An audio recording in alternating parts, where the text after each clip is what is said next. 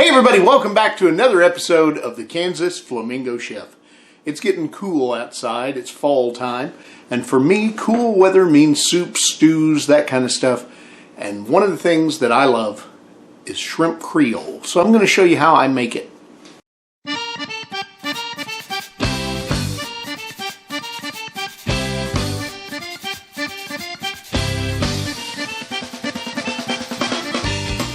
Okay, let's talk about ingredients. One of the things that I do when I make shrimp Creole is I actually make it in 2 pans. And that's not counting the rice pan, of course. I'm going to use the large saute pan here for the shrimp. I'm going to actually cook them about halfway before they go into the Creole itself. So I've got a couple of pounds of peeled, deveined, very thoroughly rinsed white shrimp. These are actually Gulf shrimp, but if you want to use the cheap stuff, whatever you like, you're going to combine all these flavors. With the shrimp, we're going to use some garlic butter. We're going to use some garlic.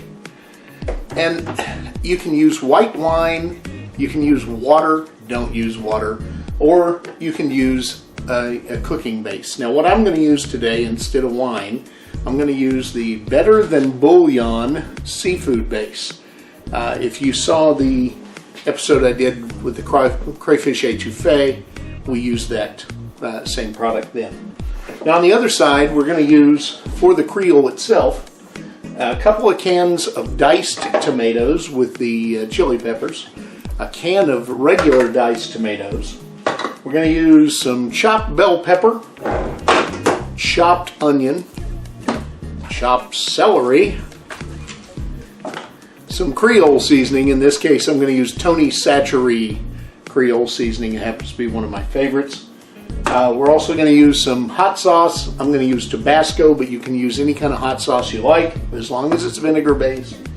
And then to kick it up a notch, or to add some heat, whatever you want to call it, I like a little cayenne pepper. That's really all there is to it, except for a little olive oil in the pan. Let's get started. Alright, so before you cook any Cajun food, you gotta have your Trinity ready. What's a Trinity? It's bell pepper, onion, and celery. So the first thing I did was chop those up into equal parts. So I've got a whole bell pepper, a whole onion, and about an equal amount of chopped up celery. That is going to be your base for your Creole. So before we start cooking the shrimp, we got to start working the vegetables down. So I'll show you what we're going to do. All right, so you can see our 2 pans. I got the Creole pan here. I've got the shrimp pan over here. We're going to go ahead and get the Creole pan warmed up to about almost fully high heat. I'm going to take a little bit of olive oil and put in the bottom of the pan just enough that it'll spread out and cover the whole bottom of the pan. As that happens, it is time to start with the veggies. So I've got my celery here. I'm going to drop that in. And bell pepper. And then I've got an onion. Okay, I got all my chopped stuff sitting in there ready to work. I'm going to let it sit on the bell pepper or on the oil for a minute. I'm going to add a little bit of the Cajun seasoning. Not a lot. Maybe, I don't know, teaspoon and a half at the most at the moment. We're just going to let that start warming up. I also like to add a little salt because vegetables need salt.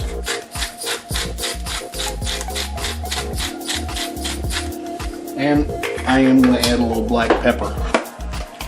These are 2 ingredients that I rarely mention because they're going to be in there.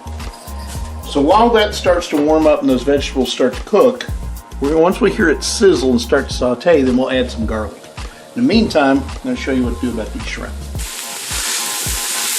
Because they're going to start to release some oil and water and cook on their own.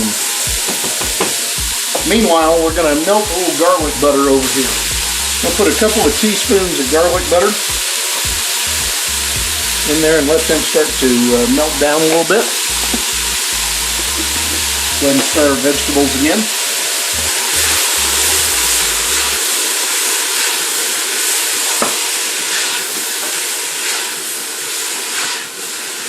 Now you don't need to be in any hurry on these vegetables because they're going to need to break all the way down to the point where they're limp and translucent. In the meantime, we're going to keep working on the shrimp. We just want to coat the bottom of the pan with that butter and get whatever liquid you're going to use ready to go. What I'm going to do is use a little bit of this seafood stock. So in this glass, in this measuring cup, I've got about a tablespoon of seafood stock, and I'm just going to mix that in with about 6 ounces of water so that it breaks down as much as I can. In the meantime, we're going to stir our vegetables so they don't burn. Alright, I've got my seafood stock pretty well prepared. Not going to need a lot of this, just enough to cover the bottom of the pan. And I'll keep the rest in reserve because it'll wind up going into the other pot. Alright, so we're going to go ahead and just dump the shrimp right in here. And we're going to add a little garlic to them.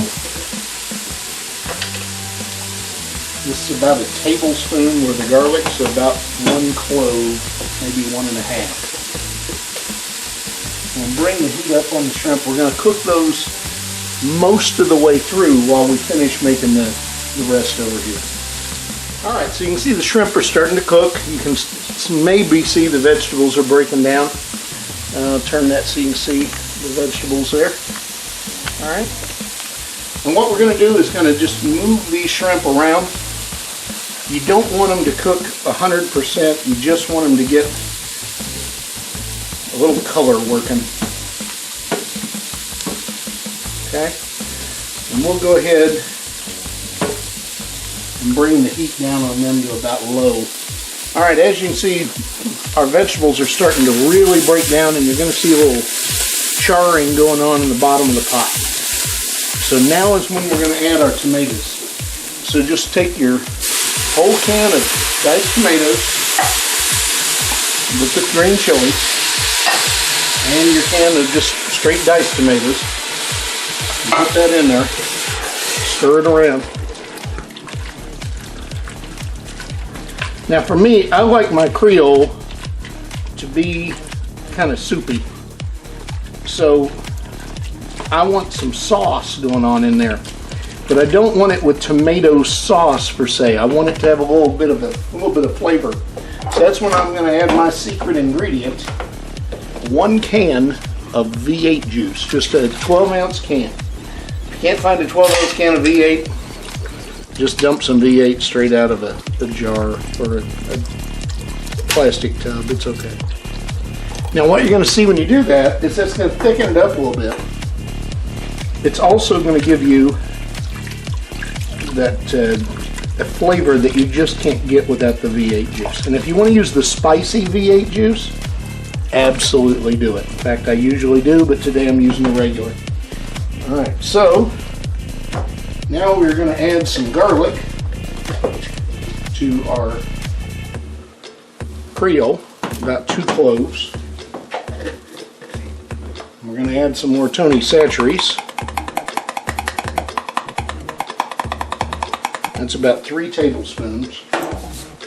And I'm going to add a little bit of Tabasco, just a few shots. Okay. We'll mix that together. Now, if you are sensitive to odors in the kitchen, I do not recommend you make this dish because it will release a lot of oils and aromas as you're cooking Creole. Alright. Okay, now you probably see the shrimp are about done. I'm not going to transfer all this juice. I'm just going to transfer the shrimp. What you didn't see me do was transfer the shrimp into this colander and drain off all that juice. We're going to put them straight down in that Creole. Mix it all together.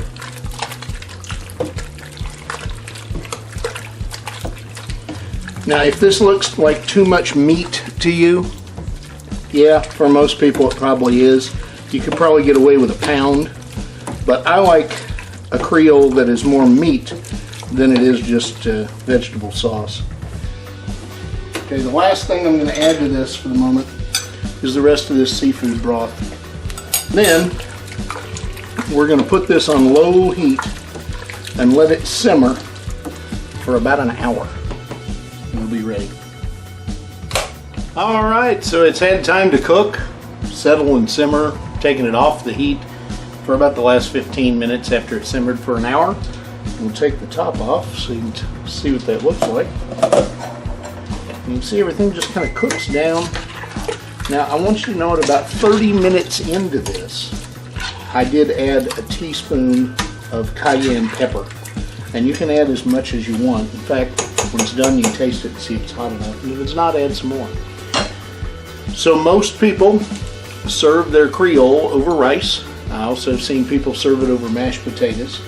I like to do it a little bit different. I like to put the Creole in the bowl and then put some rice on top because it gives it a different look. So I'll show you what that looks like. Okay, so let's plate. Here I've got some just simple brown rice. Actually, it's a mixture of white and brown rice that I cooked in the rice cooker. And we're going to take a scoop of the Creole. Put that there in the bowl. Get a little more juice going on. Okay.